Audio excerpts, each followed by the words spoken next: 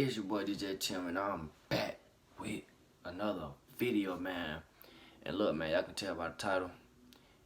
I mean, everybody know that Kobe Bryant died, man. R.I.P. It's crazy and it's sad, bro. Like, this man was just on TV yesterday, and I went on his Instagram.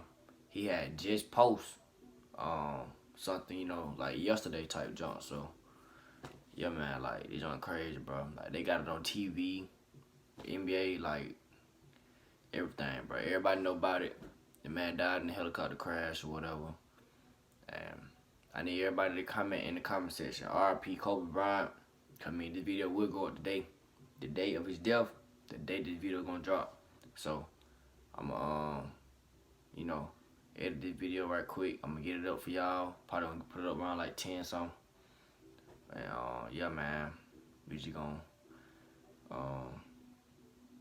we basically just about to react to one of these ESPN did it, CNN, like, it's all over YouTube. So I'm just about to react to it or whatever. And yeah, man,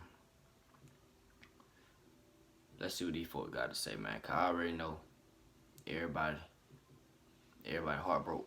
You feel me? But before the video gets started, I need y'all to like, comment, subscribe, turn on the post notification. And look, y'all need to turn on that bell because every time I post, y'all get a notification. But look, let's go ahead and get to the video, man. Ain't gonna do no more talking. Stephen A., how are you processing this information right now, brother? It's just devastating. Obviously, I found out a few minutes after the reports came out, and it's a guy I've known for his entire career, and I've known him pretty well, and we've talked a lot and throughout the years, and knowing what a winner he was, not just on the basketball court, but off of it, how inspirational he was, how motivational he was in terms of really helping to instill in other people, just the tenacity and the focus on being all that you could be, never taking any shortcuts, a willingness to put in the work, to rip yourself and shred yourself of the excuses and the things that hold you back from achieving the things that you aspire to achieve. It wasn't just about basketball with him, it was about life. And that Mamba mentality wasn't something that was reserved for just basketball players or for just athletes. It was for any human being out there who had a dream, who felt the need to be inspired about something, who wanted something so badly. It was about going out and getting it, and he was just that kind of guy. And he laughed a lot more than people realized.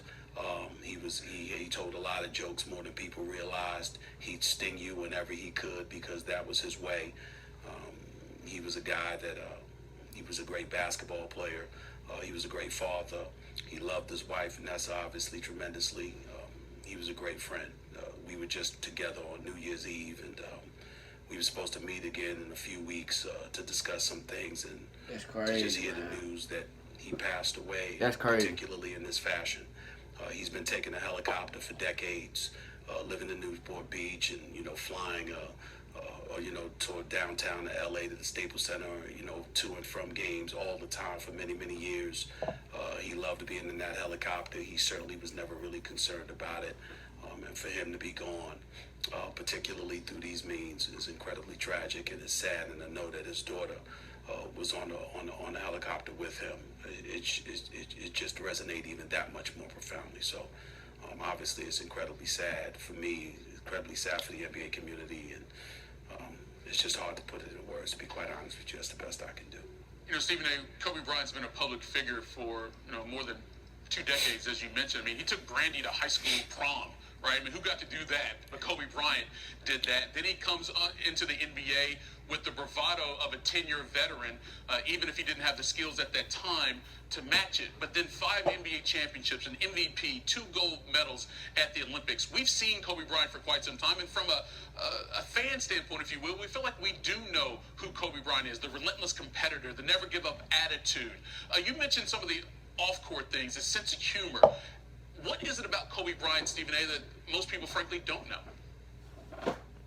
Well, I would tell you that again, I use the word motivational because I think that a lot of times when people look at him and they take some of the words and some of the things that he spewed, they try to attach it to athletics, but he wasn't about that. He was about life. When I spoke at the University of Alabama for Nick Saban last year, Kobe had spoken prior to that.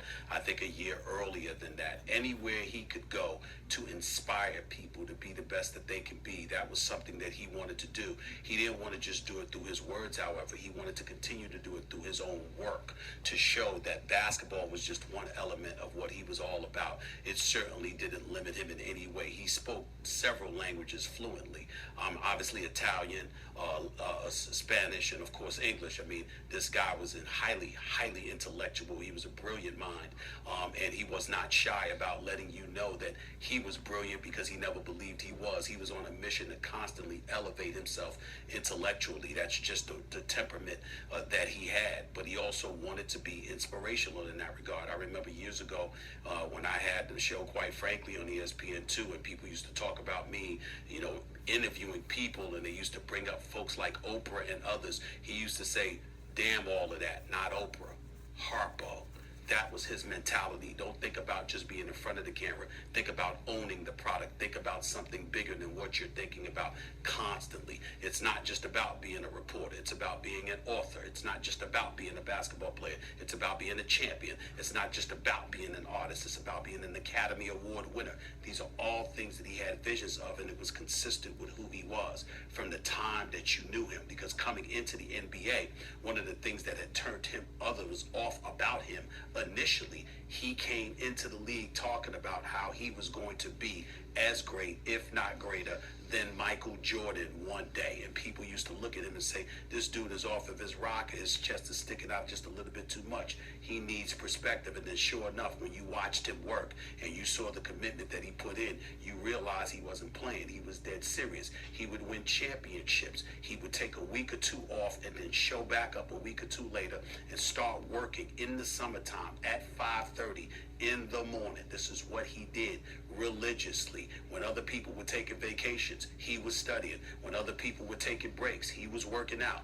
That was his entire mentality about anything and everything. And if you were going to be around him and you talked about aspiring to do something, one of the biggest things he would question you about was the work that you were putting in. He would probe, he would interrogate, because he wanted to make sure that you were doing what you said that you wanted to do, that you, if you were truly aspiring to go after what you were aspiring to go after, he wanted to judge what you were doing for yourself to see how seriously he could take that you really meant what you said about really going for it. That was his mentality all of the time. And he was that way with teammates. He was that way with executives. He was that way with league officials. He was that way with contemporaries. He certainly was that way with me, along with a bevy of other people that he called friends or called one of his boys or whatever the case may be. That was his mentality, and all of that shaped Black Mamba. The Mamba mentality. You either had to adjust to the program or you didn't want to be around him because he wasn't going to change, because he knew he was right and you were probably wrong if you were against him. That crazy, man. Y'all heard what Stephen A said. The man just said that he was with the man on New Year's Eve, bro. That was just a couple weeks ago, though. That crazy, bro. He was just with the man, and he said he was gonna link back up with him a few weeks after, whatever. But crazy, man, how his life just ended like that, bro. And his daughter died, bro. That's crazy, man. I be like, man, it's a lot of people that I know that's his favorite player. You feel me? Like, everybody love Kobe, bro. The young legend, the GOAT, man. Y'all make sure y'all like, comment, subscribe, and after this video, another video dropping. But look, I'm gonna go ahead and tell y'all right quick. I didn't get enough clips, so I'm really about to make another one of these and put it in that video so I can go ahead and post it. Or y'all just want me to finish? Y'all comment down below. Y'all want me to finish it or post it unfinished? I might just finish the video for y'all, man. I ain't gonna do y'all like that. But look, make sure y'all like the video, and look, R.I.P. Kobe Bryant in the comment section, man. And y'all make sure that y'all stay tuned for the next banger that drop on my channel. R.I.P. Kobe Bryant. Hope my boy rest up, him and his daughter. And man, DJ Tim gone, man.